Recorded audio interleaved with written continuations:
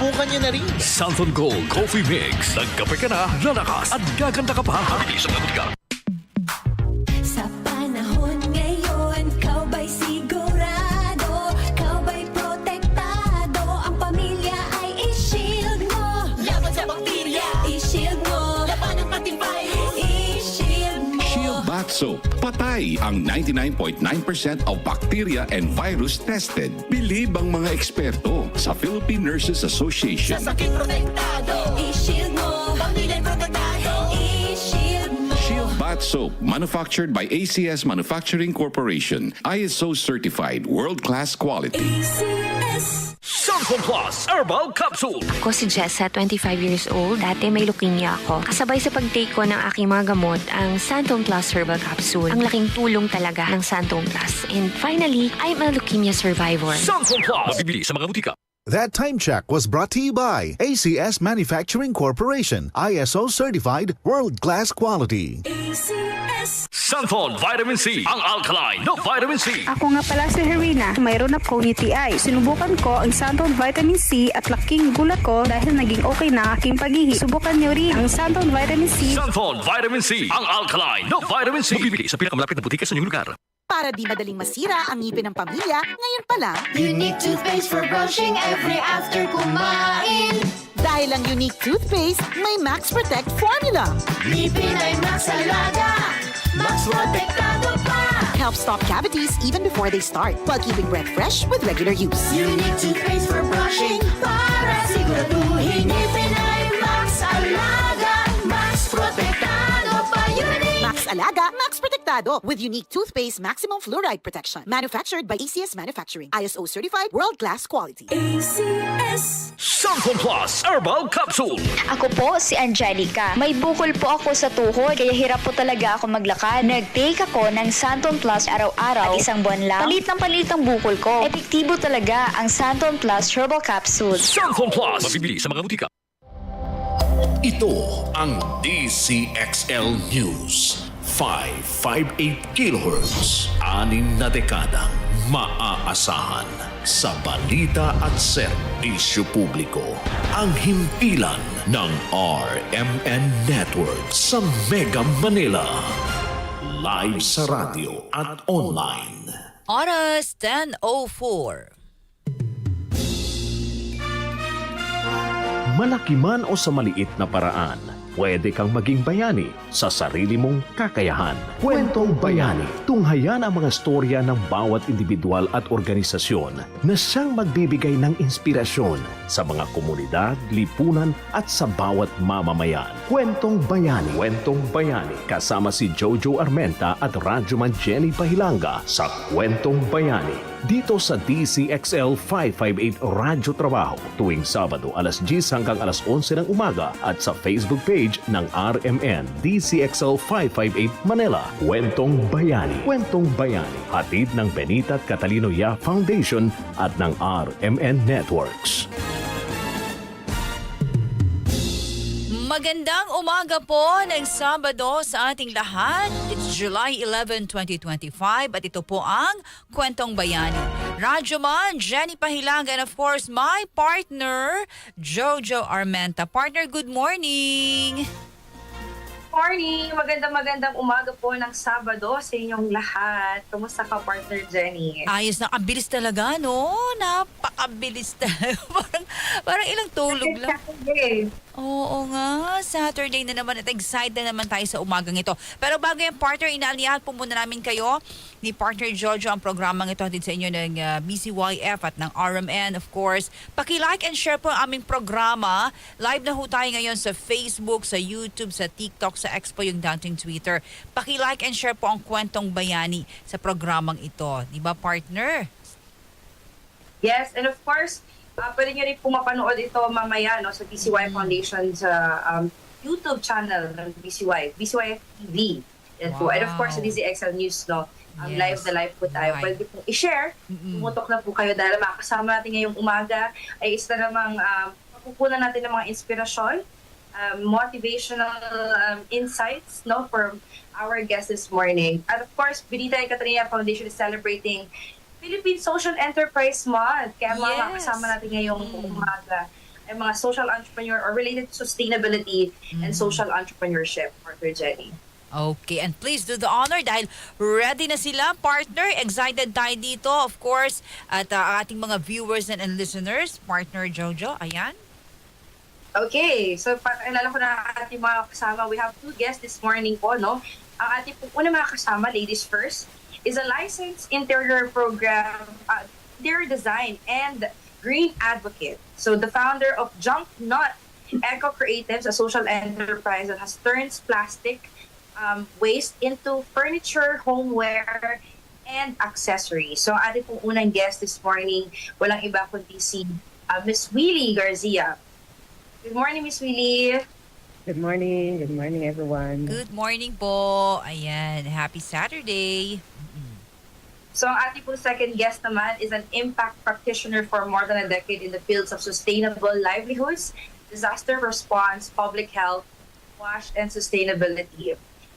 Currently the COO for the Society of Sustainability Practitioners Incorporated or Sustainability PH. Also currently the Executive Director of the Bayan Social Economy Action Research Foundation, Inc. Ang ating pong second guest, David Paggulayan. Good morning, David. Hi, Sir David. Ayan, good morning po sa So inyo. Ms. Winnie and David, ang ating mga kasama ngayong umaga party. Okay. Akala ko pagkaan yung nasa likod ni Miss Wilhelm. Parang Basura yan. nagutom ako. Okay. So good morning po to both of you and welcome sa Kwentong Bayani. Partner, unahin ko na ang tanong, umpisahan ko na. At sa ating mga listeners po at viewers, live po tayo sa DZXL News, sa Facebook, YouTube at TikTok at X po yung dating Twitter. Napapanood tayo ngayon at napapakinggan sa mga radio transistor DZXL 558. Gusto po naming malaman, of course, ladies first, no? Anong nickname ni Ma'am? Will na lang. Willie. Willie. Ayan. Miss Willie, Yes, good morning po. And Sir David again. Rajuman Jenny po. Gusto naming malaman more of your Junk Not Eco Creatives and Sustainability PH, no? Ano po ba itong organization nyo at kailan ito nag-umpisa? At higit sa lahat, ano pong naging inspirasyon ninyo sa journey nyo na ito para magkaroon po tayo ng ganitong klaseng organization? Let's have Miss Willie first, ma'am, please. Yes. So, Junk Not kasi it's a social enterprise. So, I started this in 2009 pa. Oh. Yes, I'm an interior designer kasi by profession. So, kaya nag-focus pala. ako on furniture and home decor. So bakit ako nagsimula? Kasi I came from a family of eco-activists. So my dad, my sister, who's a conservationist in Polillo Group of Island. Parati kami nagko-conduct ng clean-up together with friends lang. Coastal clean-up, barangay clean-up, together with friends and the locals. And isang realization ko noon, after the clean-up, tinatambak lang din natin sa lupa. So walang nagiging solusyon, parang temporary lang siyang tinanggal sa tubig, tinambak lang din natin sa lupa, tapos problema pa rin. So since then, nag-start akong mag-experiment on how to upcycle it to... Actually, nag-start ako with bags kaya lang hindi ko siya mabenta kasi nga everybody's doing the same thing. And hindi naman ako fashion designer. I'm an interior designer. So nag-pivot ako noong 2013 into furniture and other home decor. So together with DNR, TVTL, nag-pilot ako sa Taal Volcano Community noong 2015. Tapos, nagsimula kami on furniture and other home decor. Dati kasi ako lang gumagawa mag-isa. So, ang hirap niyang i-sustain kung ako lang mag-isa kasi ang liit lang yung impact ko.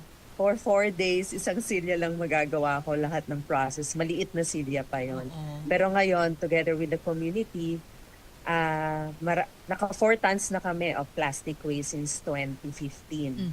And then a lot more materials that we upcycle. Not only plastic waste, may mga old shirts, mga bote, lahat ng pwede kong i-upcycle for another purpose. So that's how I started. ano itong mga pinapakita natin through our live streaming. Maraming salamat sa ating digital team, si Leda, no? Is with us, of course, partner Jojo. Ito po ay halimbawa lamang ng inyong mga gawa. Tama, Miss Willie? Yes, oo. Yung nasa likod ko, ano rin, yung photo sa likod ko, it's also a chair, tas a drop light. It's all made of plastic waste. So ang tinuturo ko sa community, proper waste segregation lang talaga. Yun yung solution.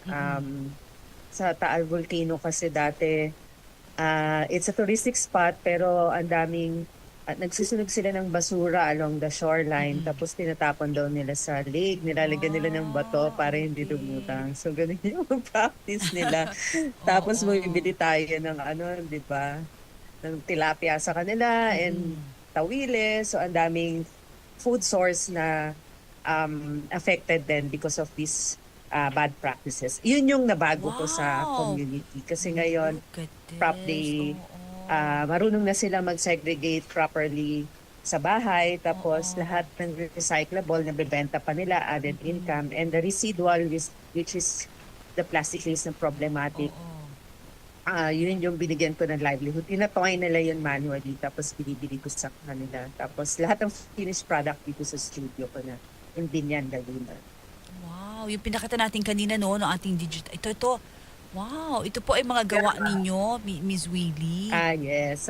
Oo, partner, So ang each gaganda, piece, no? may equivalent amount of plastic waste. Like yung chair na nasa likod ko, it's 15 kilos of plastic waste. So lahat ng chair, naka-quantify namin how much you can save in a chair.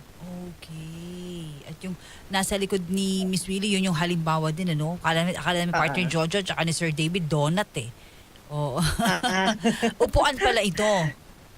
Upuan yan, yes. Ganda. May story din yan behind. Uy, sige nga, konti lang background man bago si Sir David. Sige. Ang title niyan, nasa ba? Yan, ang title niyan, Anak ng Tupa. Kasi I live in a farm. May mga tupa kami. Tapos before, slowly, unti-unti silang nababawasan, namamatay because of plastic waste flown in our property. So, nakakain pala nila. Kaya pala, hindi nila na-digest properly. Kaya, pumapayat sila tapos namamatay. So, tinawag ko siyang Anak ng Tupa. It's a sad story, pero it's diba, great awareness for human negligence. Kaya nangyayari to, diba? Tayo talaga dapat. Tayo yung may kasalanan ng lahat. Kaya dapat tayo magbago. Okay, thank you for that. And for Sir David naman, same question, Sir David. Good morning again. Good morning. Same question, ano? Yeah, the same question, sir, please. How started? Yeah, definitely. So, my story is really more of a collection of stories from like-minded people who were passionate about building a more sustainable Philippines, because that's how really Sustainability PH started. And from my point of view, yung pinaka-background ko kasi, community organizer ako by profession. But when I graduated, I was actually torn between environmental preservation or social development. And back then, back in the early 2000s, ESG was a fairly new term by Kofi Annan. But like any fresh grad, I chose one of the first organizations that would actually take me because I needed a job, which was the SWD, or the Department of Social Welfare and Development. And it was actually in the department that my passion for community development was deepened. But also, I was exposed to a lot of other thematic areas, kagaya ng conflict and security, water, sanitation and hygiene, malnutrition and hunger, disaster risk response and recovery.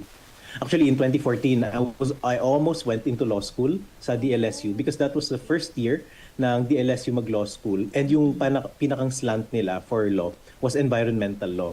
I passed everything, but for a lot of reasons, I had cold feet, so I didn't pursue.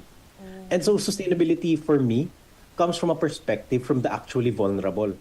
Because if you've seen the likes of Yolanda, with your own eyes in ground zero and its effects on people living under poverty, all you can ever think about is paano tayo mag-adapt in a worsening climate situation that is literally caused by everyone's carbon emissions. Because it's so easy to talk about corporate sustainability, making pivots in operations, doing carbon offsets and all these buzzwords. in an air-conditioned room in Makati or some metropolitan area, it's easy to say that, hey, it's not only us who's emitting, everybody else does it, which is true. Because since the boom of the Industrial Revolution, we've been pumping CO2 in the atmosphere. Okay. And what's worse is it's really around only in the 70s that we've studied exactly what the effects of this sa weather is, And so that's really us as Sustainability PH, having that passion and trying to understand and being able to communicate these issues sa general public, Okay, thank you for that. Ang ganda rin ang background ni backdrop ba tawag yun na partner, no? Parang naman, ang tawag dyan, sky yan, di ba? Ano ba, ilaw? It's Northern Lights. Northern Lights, ang ganda rin, Ayan, ang ganda ng mga nyo, backdrop. Yes, partner.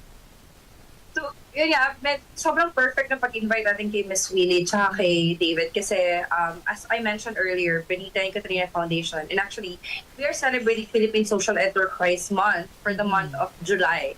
And we are very particular with the sustainability. And I think David can also support whatever Miss Willie is sharing already, about how to really come up with functional na mga bagay out of plastic waste. And it's so amazing kasi nagamit ni Miss Willie yung pagiging interior designer niya to come up with this kind of ideas and help a particular community to help out in this projects for eco, for environment and sustainability. So the next question would be like more of challenges. So in handling your own organization, in creating community mobilization, how, like, what are the challenges and how do you overcome? Ano nyo po napagtagumpayan yung mga challenges na early stages of the organization? So let's start again with Ms. Willie. Challenges. As a social enterprise kasi, you have to balance the 3 Ps, di ba? Parati natin naririnig yun, the people, the planet, and the profit. So, yun din yung biggest challenge ko. Start with people. After the workshop, 4 lang yung nagtuloy dun sa... it's a funded workshop by DNR kasi for 3 communities yon. Pero isang community... Ilan ba sila? Mga 120 sila. 120 participants. Pero after that, 4 lang yung nagtuloy dun sa programa. So, sinaga ko pa rin. Pero every time I go back, dumadami sila. So, na-solve ko na yung community issue ko kasi yung supply chain sa kanila manggagaling. Yes. Pero another challenge with the people is bumibili sila ng plastic para itwine nila, hindi yung used plastic. So, kailangan ko sila i-educate pa rin bakit namin ito ginagawa. And yan, continuous awareness within the community. Na-solve naman namin yon. And for the planet, ang tagal no, because of the community na rin, hindi nila, ganun pa rin yung practice nila. Pero pinagtsagaan ko sila for a year. Iniiyakan ko na sila kasi pagbabalik ako, may nagsusunog pa rin, may inis ka, ganyan. Okay. Pero, yun. Pero ngayon, yun yung success namin. Yung transformation nung community. Kasi, as in, nag-aagawa na sila ng plastic daw kapag may handaan, pati yung mga plastic packaging, sinasharon daw nila. Sharon Cuneta. Oo. Okay. Inuuwi din nila kasi ang laking income sa kanila yon. And the profit, of course, we cannot survive without the profit, di ba? So we have to sell the furniture pieces. And the first time I launched this, talaga walang bumibili ng chair ko kasi nga first time nilang makita ang chair chair gamit ang plastics. Ang dami nilang question, is it durable? Is it baka pag clean inupuan nga and everything? naman. Baka masira. So ako din, paano ko ba ipoprove na durable siya? So through the help of DTI, they told me na sa UST I can have it tested, the compression and the tensile test. So ginawa ko yon. So confident ako tell them na it's durable. And also through the help of DTI then ang dami nilang mga marketing avenue, subsidy nila. So sinaga ko din yun to really promote my advocacy.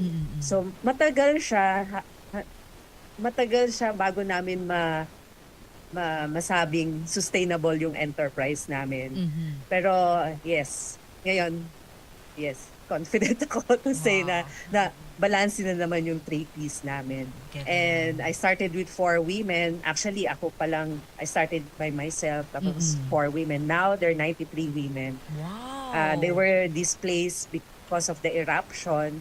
Pero every time I go back, dumadami sila. And then, we were able to save 4 metric tons of plastic waste because of this advocacy. I think naka 6M na kami for the community engagement. Galing. So yun yung impact namin so far. Oo.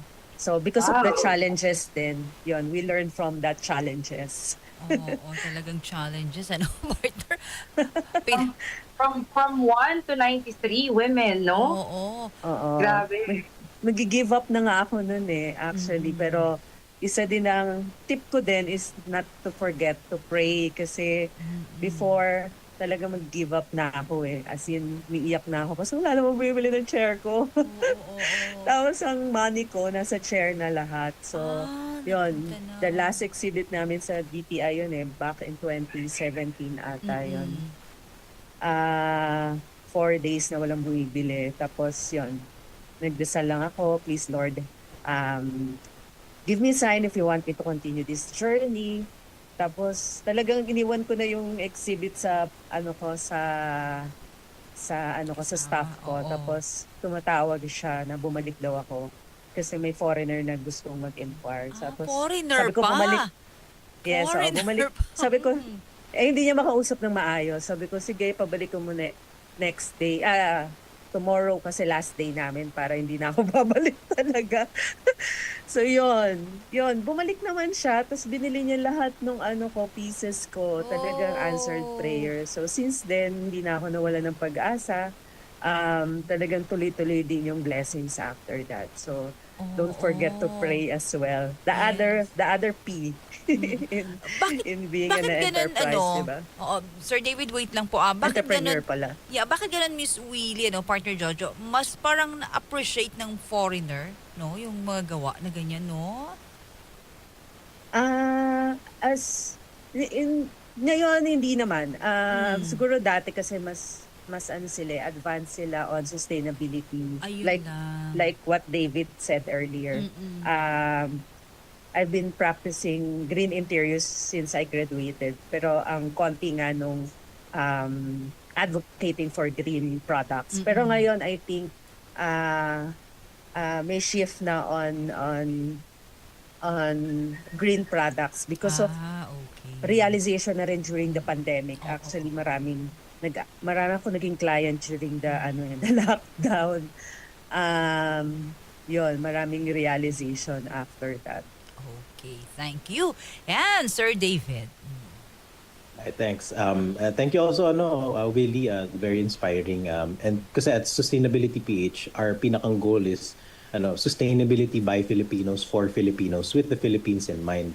And I also represent another organization, which is yung Bayan Social Economy Action Research, where we want to empower social economy actors and so that we can see the rise of social entrepreneurship. So really, after this show, let's get in touch. We want people to scale up your operations. We want to be able to scale up the impact that you're able to do. So definitely after this show. So going back to the question on challenges, medyo iba naman yung perspective namin as Sustainability PH kasi we are a membership organization because we want to build more sustainability practitioners dito sa Pilipinas. And it really started out as everyone just volunteering, doing events, ganyan, parang advocacy, ganon. And one of the hardest part of an organization like that is like who are the ones who are more serious in doing this full time, who are the ones who are going to stay, and that's okay. And the reality is people grow and each would have their own life priorities. There are members who would simply love to pitch in time and efforts for pockets of time, and that's okay. There are those who realize that you could scale up what you're doing to a certain degree, and then they kind of fall out. And then there are those who allow the org to run its course, and then papasok na lang sila kung medyo may level of success na. And again, parang it's really going through this entire cycle of entrepreneurship na parang you get to understand who are the people who will stay in the journey and who will go, and being able to push forward. So my other colleague, si Dave De Villes, who was actually originally contacted by Jojo, and we also have another incorporator, si Tofi Perez, and I love our dynamic. So it's really the three of us that kind of pushed forward with this organization.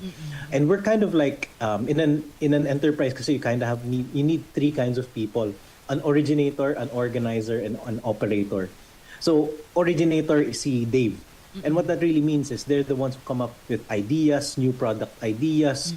They're the ones who pitch the proposals to partners. Sila talaga yung lumalabas at binibenta. Ito kami, ito yung ginagawa namin. So Dave is our originator. His network, tapos yung experience niya, allow him to come up with all these amazing ideas. But amazing ideas I don't really, fuel the entire enterprise. And so you need an organizer. Si Tofi naman yun. Si Tofi Perez yung aming organizer. He's the one who strategizes and kind of bundles yung ideas ni Dave into sizable chunks na pwede namin gawin. Something more feasible, giving the scope, the resources, and the time constraints that we have.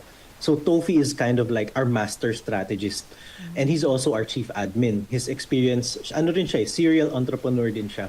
And he really informs us how we ought to operate the organization. He knows yung government compliance documents with some relative ease. He's able to help us prioritize on the most logical way paano namin ma-pursue.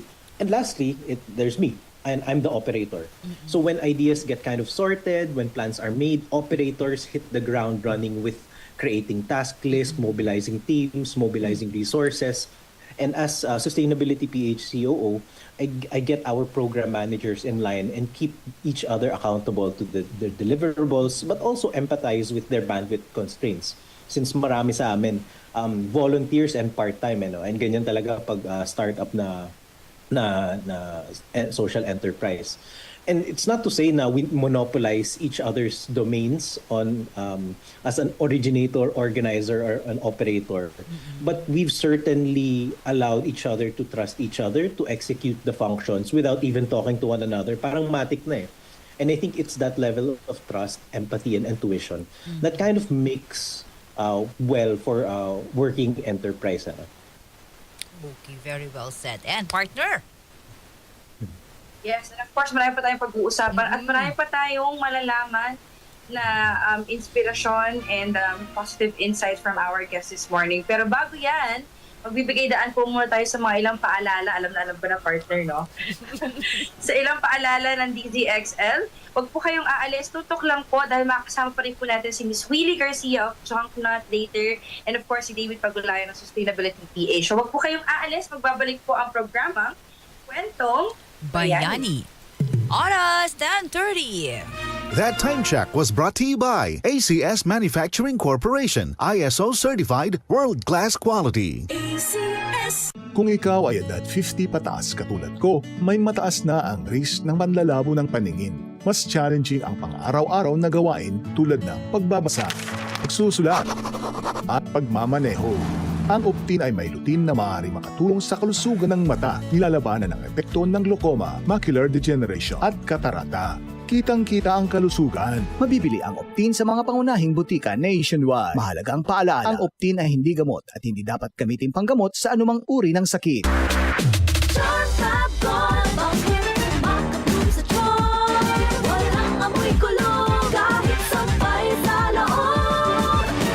Charm Fabric Conditioner with Bloom Fresh Technology. May antibacterial na at ka-bloom sa bango ang damit.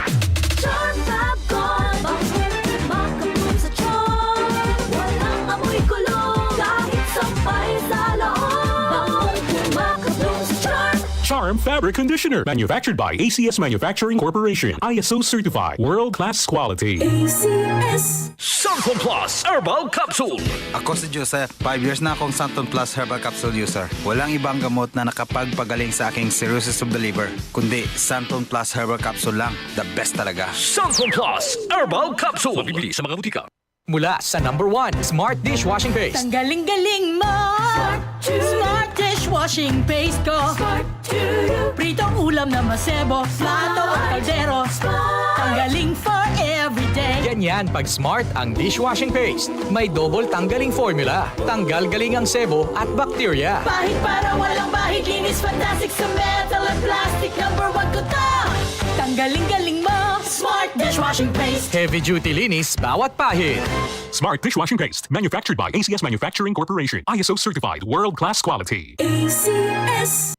Mapa-on cam sa TV o on air sa radyo, aba, dapat laging lively at full of energy. Hello, beautiful people!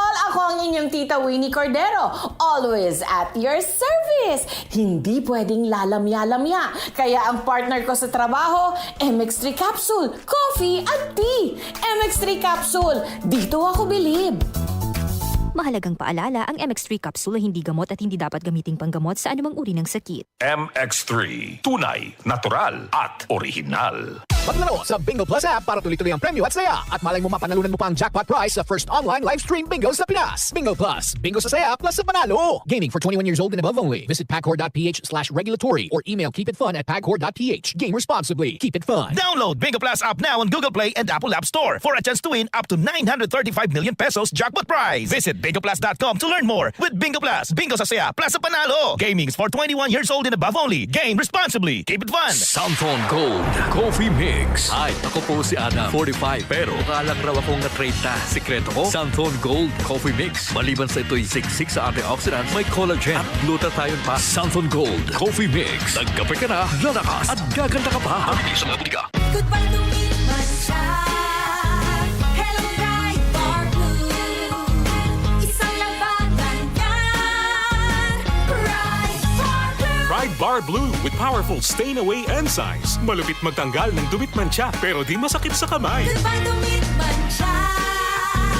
Hello, bright bar blue. Isang labanan yan. As tested ang cotton and polycotton. Sa mancha, malupit. Sa kamay mo, mabait. Pride Bar Blue. Manufactured by ACS Manufacturing Corporation. ISO certified. World-class quality. ACS. Santon Vitamin C. Ang alkaline no vitamin C. Ako po si Mariel, isang negosyante. Late na ako kung matulog dahil nakatutok ko sa online selling. Laking tulong talaga ang Santon Vitamin C dahil hindi ko ramdam ang pagpuyat ko sa gabi. Santon Vitamin C. Ang alkaline no vitamin C. Mabibili sa pinakamalapit na butika sa inyong lugar. Boom, papaya. White rose papaya. Yeah, yeah, yeah. Boom, puti ka. In 7 days, oh yeah, yeah, yeah, yeah, yeah, yeah. White rose papaya. New White Rose Papaya. May double whitening ng papaya extracts and vitamin B3. Clinically proven magpaputi in as early as 7 days with regular use. Boom, puti ka.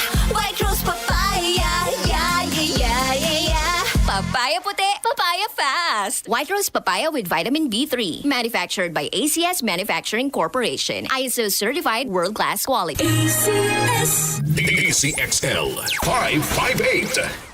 DZXL News. Ang himpilan ng RMN. Malaki man o sa maliit na paraan, pwede kang maging bayani sa sarili mong kakayahan. Kwentong Bayani. Kwentong Bayani. Kwentong Bayani. Kwentong Bayani. Kwentong Bayani. Kwentong Bayani. Kasama si Jojo Armenta at Radyoman Jenny Pahilanga sa Kwentong Bayani. Oras natin, 10:35. Tuloy-tuloy po tayo. Siyempre po, Kwentong Bayani. Ako pa rin si Radyoman, Jenny Pahilanga. And of course, my partner live po tayo. Ngayong Saturday, it's July 11, 2025, partner. Magandang umaga po muli ng Sabado sa inyong lahat. Kasama po natin ngayong umaga ay dalawa po na advocate ng sustainability, no? Si Miss Willie Garcia, founder and principal designer of Junk Nut Eco Creatives, and of course, COO of Sustainability PH, David Pagulayan. And we are celebrating Philippine Social Enterprise Month, kaya po makakasama natin ngayong umaga is to talk more about sustainability itself, no? The concept of sustainability. So good morning again, Miss Willie and David. Good morning. Good morning. So nasa na ba tayo? Actually ngayon, more personal na yung question natin for David. And simulan natin kay David naman. So, with this advocacy that you have about sustainability, no, how did it impact you personally?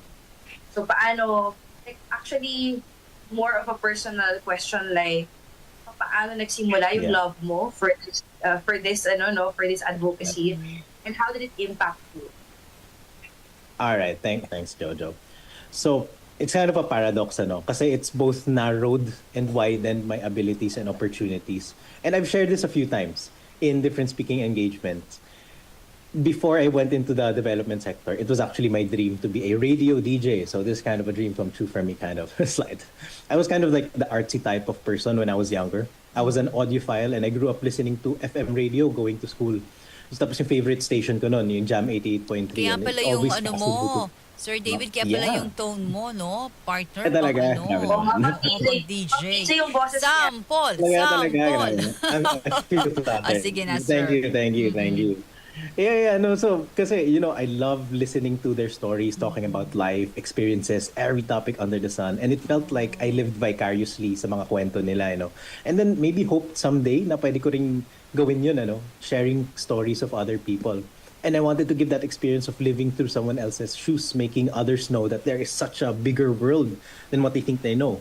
But in large and in part, both an immersion I had in high school as well as a challenge that was set before me by one of my pastors really got me thinking about yung life trajectory ko. A lot of details, but long story short, I graduated with a degree in development studies. And malaki yung influence ng development theory sa akin when I graduated. The degree broke down assumptions I had on how we kind of change society. And what is more, having been exposed to yung technical project management, I've jumped from public service to working with CSR to going to international nonprofits, now with my current affiliations. And believe it or not, yung my friends don't know this, who don't know me from childhood. I'm a very introverted person. Hindi halataan, but I've learned extroversion traits when I began my career as a community organizer. Because it was so important to let people know that I am with them. Personally, I had to own my own advocacy, not just execute it. What does that look like? For example, if I executed a social preparation activity, owning it meant empathizing with the nanay who had to breastfeed while you're facilitating session. Owning a project meant considering that taking away these people from their daily wage for a workshop meant that they will not be eating for a day or even for that week. So you kind of consider these factors in the design of your program by giving them a reason to stay, sit, and learn. And if I didn't own my projects, that simply meant doing the workshop without caring for their welfare. Because do you know what ownership unlocks? It unlocks co-ownership. Suddenly, what you care about becomes what your clients care about. Like there was this one occasion, just one more example. Now, when I was facilitating a wash workshop for zero open defecation, we were doing social preparation for a community in Iloilo where members didn't give much attention to the source of water they got it from. So tingnan na, boiling water was good enough. And many of us, inisip natin, boiling water is okay now. I don't know how graphic we can get into the show, but let me say this in the most PG way possible. We were doing like a transect walk around the bodies of water where they kind of got water. We walked upstream and not even 2 minutes in, my facilitators and I kept pointing out that there are human droppings by the side of the creek. And immediately, they felt sick na sinikmura sila. This is where they take a bath. This is where they wash their clothes. This is where they drink their fluids. Needless to say, the community immediately co-owned the project of reducing open defecation and was on board with building public and private toilets and creating makeshift rainwater collection. And really, that's the core of community development and community organizing. You are able to co-create projects with them. You're not simply dictating to people what they should or should not do. How could you because how could we in our air-conditioned consultant office way up in the metro understand what's happening in the ground? Yes, you have your own technical wisdom, but also yung community has their own technical wisdom as well. Otherwise, projects would feel contrived, manufactured. So co-creating projects with your community means creating new arrangements, creating new policies that allows all actors sa community to thrive without leaving anyone behind. So there was a radical shift in me. Now, rather than me-centric, it becomes like people-centric, everybody-centric. Hindi na ako naging masyadong introverted. It really changed a lot of how I view things, how I do things. And I'm very thankful for that. Wow, that's really great. Thank you for sharing with us. Galing, no, partner? Yes. Miss Willie, kayo po. The influence? Ano nga bang question mo? Sorry. How did it impact you? Okay. With your journey and advocacy, like how did it impact you personally? Actually, sustainability starts at home, no? So, yung mga tinuturo ko din are practices sa bahay din namin. So, growing up, exposed na ako sa mga social issue kasi dad ko is an eco-activist as well. May pinasarado silang dam site no, nung high school pa ata ko nun eh. So, yun, dala-dala ko yung values on protecting, conserving the environment and hanggang ngayon. Kaya din during college nung I studied fine arts and interior design. Lahat ng designs ko are all upcycled materials, recovered. So dala-dala ko yung values na yon na hanggang tinuturo ko mga simple ways lang on like composting, segregation, yun talaga yung solution eh. Lahat naman ng bagay pwedeng may solution na ngayon eh kung properly segregated. Actually, dapat ngayon wala na tayong dam site. Kung properly segregated and na-implement yung law na RA 9003 law,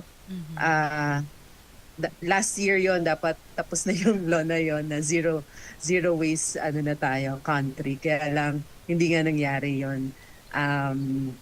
Pero dapat tayo lahat matutong mag-segregate. Yun lang yung solution and endorse it to the proper facility. Okay. Thank you.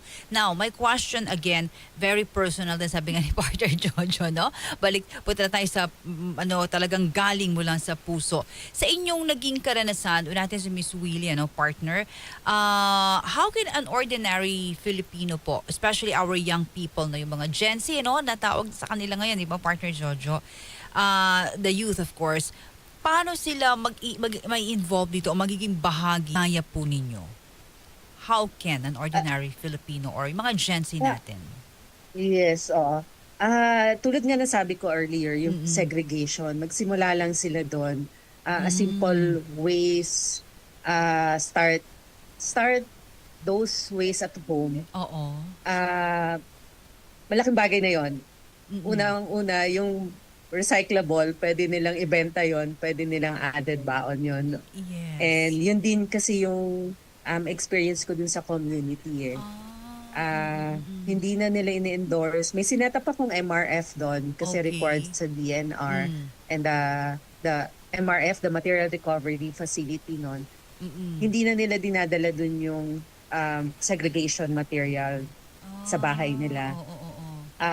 Ginawa nila, nag-segregate na sila ng sarili nila sa bahay, tapos binibenta nila directly sa junk shop. So, added income yun sa kanila. Tapos yung residual nga ay have a separate livelihood for it. So, wala na sila talagang tinatapon kung properly segregated. Tapos, ang isa ding natutunan ko sa Taal Volcano community noon, wala kasi silang kuryente doon eh. It's a danger zone. So, hindi sila sinusuplayan ng kuryente. So, wala silang ref. Wala silang TV, pero may generator sila. Ang ref nila, yung lawa. As in, Kung ano lang yung tamang pagkain araw-araw, yun lang niluluto nila. So wala silang food waste. So isa din yun na natutunan ko. O nga, no, pwede tayo mabuhay na walang ref. Ba't pa tayo nagre-ref? Added electricity yon. Yun, may pante, may cage lang sila of for the fish dun sa lake. Tapos hihilahin lang nila yon kung gusto nila may tilapia. Tapos kapag gusto nila ng vegetable, pupunta lang din sila sa mountain to collect kung ano man yung mga tanim nila dun sa mountain. So environment talaga, it's very important in our daily lives. So kailangan natin protect yon. Kaya yun din yung proud ako na transform ko sila to really protect their environment, to become stewards to their own environment. Galing, no? So yun. Kaya simulan lang nila sa bahay. Hindi naman kailangan parating malaking gesture. Yun lang. We're not, there's no such thing as perfect Natatandaan sustainable ko. solution. Oo, singit ko lang. It's just really balancing your daily Pinag-usapan natin yan. Singit ko lang, partner Jojo, Sir David and Miss Willie, yung pagtatapon lang ng balat ng candy, partner, di ba? Palagi nating sinasabi yun. Kahit sa Start maliit with small lang. talaga. Start with small. Actually, yan din yung pinaka parang ina-emphasize ng BCYF that small things can turn to big things. So if it sobrang gamit na yun kasi kung hindi tayo, sino pa? Talagang totoo yun eh. It starts within. So we really have to do it first. So it will be a ripple effect, no? Domino effect for everybody. So Tsaka malaki influence ng parents. Nung first time ko pumunta sa Taal Volcano, yun isang nagsistay kasi ako dun eh. So ma-observe ko yung nila, yung daily routine nila. So yung isang nanay, umaga pa lang, kumakain na yung 2 years old na ng chips. Tapos tinapon nung bata, as in 2 years old, tinapon niya yung... Siyempre, yung reaction ko, galit na galit ako. Pulutin mo yan. Tapos ang sagot ng nanay sa akin, doon ako nainis. Ang sagot niya sa akin, mamaya may magwawalis niyan. So mamayang hapon pa magwawalis, nilipad na yun sa lake, di ba? Kung saan na nilipad yun. So yun yung mga small things na kailangan talagang baguhin sa community. At malaki ang influence ng parents. Kaya household talaga kailangan magsimula na yung values on how to protect the environment. Correct. Okay. It's really a change of mindset. It's really a change of mindset for everybody, no? Kasi if you know eventually the future, kapag kahit isang basura, mapuno yan sa mga drainage, talaga magkakaroon ng baha. Correct. Diba?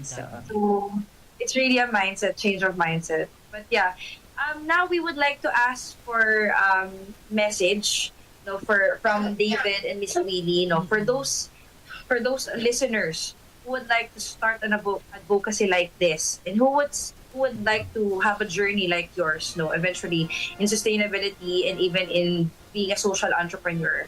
What would be your advice? Ano po yung mga tips na dapat nilang gawin? Or, encourage them on how they can start this journey in advocacy. So let's start with David. All right. Thank you so much, Jojo. And I absolutely agree with si Willie.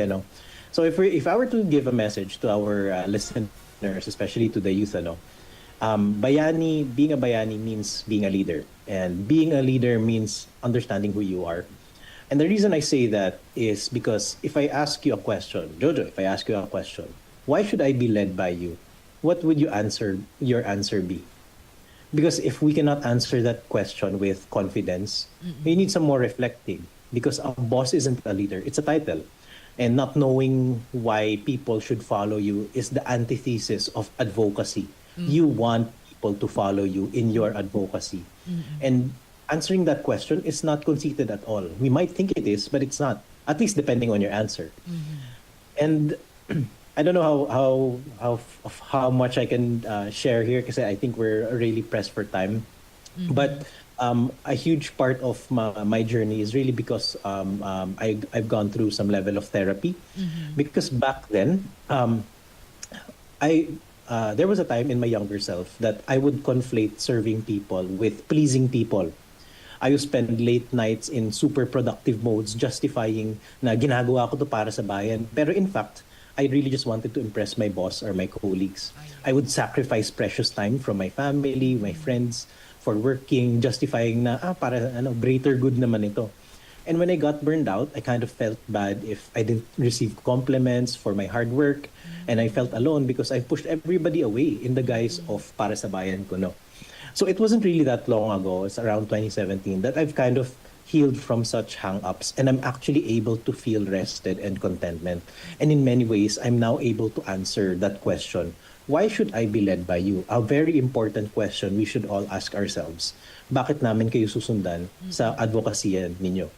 And it's because I want to see a Philippines that is happy, peaceful, healthy, prosperous, where every Filipino is able to be empowered to make dignified choices without being forced into some systematic inequality. And I want to see a Philippine that is not just resilient, pero adaptive to climate threats and geopolitical movements.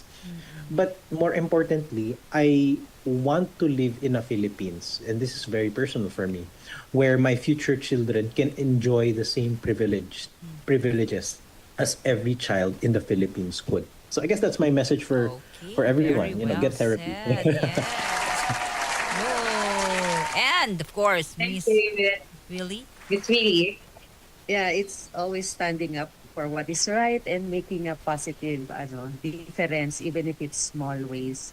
It's all about caring the people and the planet. So yung tagline nga namin is designing for good, because we design not only for people but for the environment. So yun, naniniwala kasi ako na wala talaga dapat basura is properly segregated and reuse it for another purpose. Kaya ang laki din ng role ng isang creatives kung matransform natin lahat to into something functional again, di ba? So wala sanang basura sa palutang-lutang kapag tagulan. Yes. Okay. And thank you very much. And with that, partner, maraming salamat sa ating mga panauhin at napakagandang umaga. Yes. Maybe, I don't know, they have social media that our listeners can follow. Sige po, simulan na kay Miss Willie. Follow namin, opo. Social media, yes, junknut.ph. So, hanapin niyo lang yan. Nalike ko na. Anywhere, IG, or in FB, and our website is junknut.ph pa rin. So, Shinare ni partner. Thank you for inviting me. Thank you, Miss Willie. For sharing my journey. Thank you. And, Sir David? And same thing, if you search Sustainability PH or Sustainability Space PH sa Facebook, sa Instagram, even sa LinkedIn, you'd find us and the things that we do.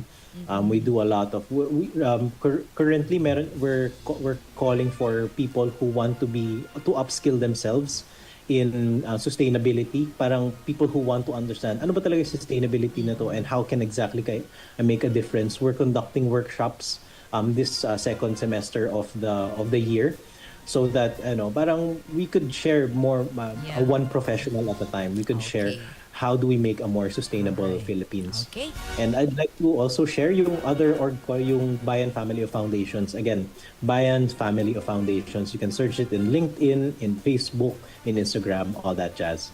Okay, thank you very much, Ms. Willie and Sir David. Have a great day. Thank you very much. Salamat po. Okay, and yan, partner, may announcement pa tayo dyan. Partner, go ahead. Yes, kulong-kulong lang naman. Salamat po sa ating mga guests this morning, Ms. Willie and David. Marami na naman tayo natutunan ngayong umaga. And of course, I'm so happy to know, sarado na pala. I was about to nominate more sa DSEA, pero sarado na pala ang nomination. Na-interview na rin ang ating mga nominees for this year's Development Social Enterprise Award. So next year na lang po yung iba, no? But yes, we're still celebrating Philippine Social Enterprise Month. Abangan niyo po yung mga susunod pang Sabado, because we're inviting more social entrepreneurs and to talk about more about sustainability. So, abangan nyo po yan. And of course, on behalf of BCYF, our founder, Sir Tony Yap, everybody behind the team of Benita and Katrina Foundation, maraming salamat po sa patuloy niyong suporta at pakikinig every Sabado sa aming programa dito lamang sa Kwentong Bayani. Ako po si Jojo Armenta. Happy weekend, partner. I love your earrings. So beautiful. Kala ko parol na, partner. Pasko na eh. O, di ba? Ang ganda bagay sa'yo, ha? Eco-friendly yan. Yes, Eco-friendly. ang ganda, ang ganda. Maraming salamat. Happy weekend, partner. See you next Saturday. Thank you po. Ayan. Thank you. Bye-bye. Thank you. Mga kasama si partner Jojo Armenta at ang ating pong programa hatid sa inyo ng BCYF at ng RMN. Narito muna ang report mula sa ating Radyoman NHA. Nakapagkaloob ng transfer certificates of title sa 11 benepisyaryo sa sinagawang Love for All Caravan sa Las Piñas. Alamin natin ang balitang yan mula kay XL Radyoman 7, Mike Guyagoy. DZXL Radyoman Report. And nakapagkaloob ang National Housing Radyoman din nakapagkaloob nga ang National Housing Authority ng Transfer Certificate of Title sa 11 benepisyaryo sa isinagawang Love for All Caravan sa Las Piñas. Pinangunahan ni NHA General Manager Jubentay, NCR South Sector Regional Manager at concurrent CPD Officer in Charge Cromwell Teves at gayon din ang NHA delegation sa pamamahagi ng mga TCTs. Sa 11 titulo ni pinamahagi, 7 ang naipagkaloob sa mga housing beneficiaries mula sa CAA 3-C, 3 mula naman sa Tramo Lines at 1 sa Pea Lopez.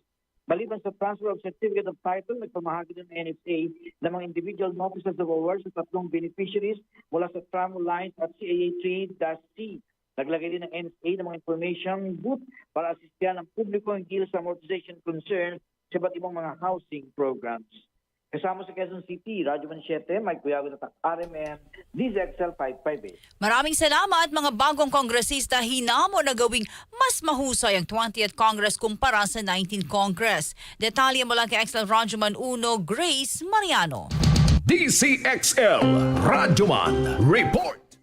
Hinamon nga ni Leyte 1st District Representative Ferdinand Martin Romualdez sa mga bagong kongresista na magsikap na gawing mas mahusay ang 20th Congress sa nagdaang 19th Congress. Mensahe ito ni Romualdez sa fellowship dinner para sa mahigit 60 mga baguhang kongresista na sumailalim sa katatapos na ikalawang batch ng Executive Course on Legislation.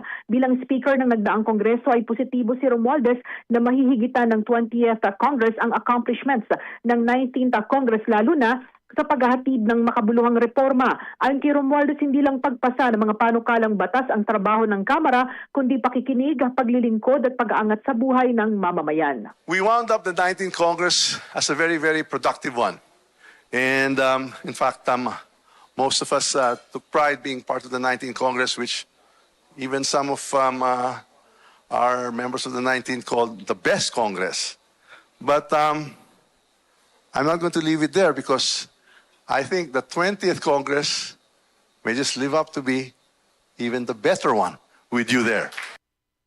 Yan po si Representative Martin Romualdez, kasama mo sa Kamara. Radyoman 1, Grace Mariano, Tatak RMN, DZXL 558. Samantala mga kasama, nasungkit ng Pag-ibig Fund, ika-13 na unmodified opinion mula sa Commission on Audit o COA dahil sa kahusayan nito sa financial management at pagsunod sa mga pamantayan sa accounting at auditing. Batay sa COA, ang mga transaksyon ng ahensya noong 2024 ay maayos na naisagawa alinsunod sa mga batas at regulasyon at mga financial statement nito ay patas na ipinakita batay sa mga pamantayan sa accounting at reporting standards.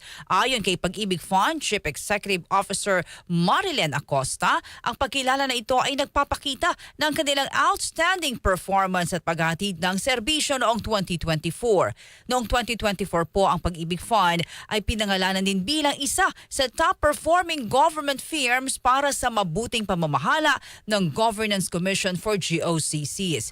Nagkamitin po ang Pag-ibig Fund ng satisfaction po rating na 99.52% noong 2024 client satisfaction measurement na alinsunod sa mga pamantayan ng Anti-Red Tape Authority at ng GCG. Sa Pag-ibig Fund, congratulations po para sa ika-13 unmodified opinion mula sa Commission on Audit. Samantala mga kasama, Department of Agriculture, pinasimple ang mga proseso ng gobyerno para mapabilis ang pagtulong ng BIFAR sa mga mangingisda sa bansa.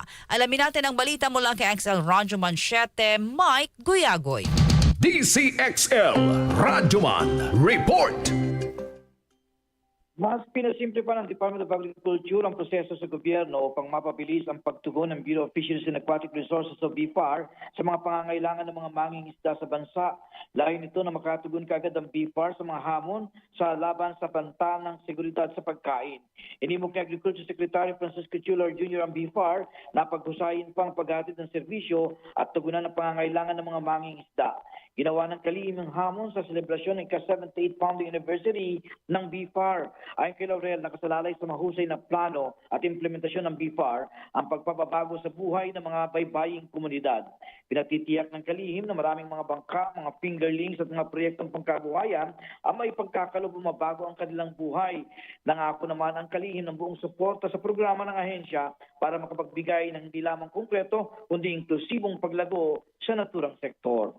Kasama sa Quezon City, Radyo Man 7, Mike Cuyago at RMN, DZXL 558.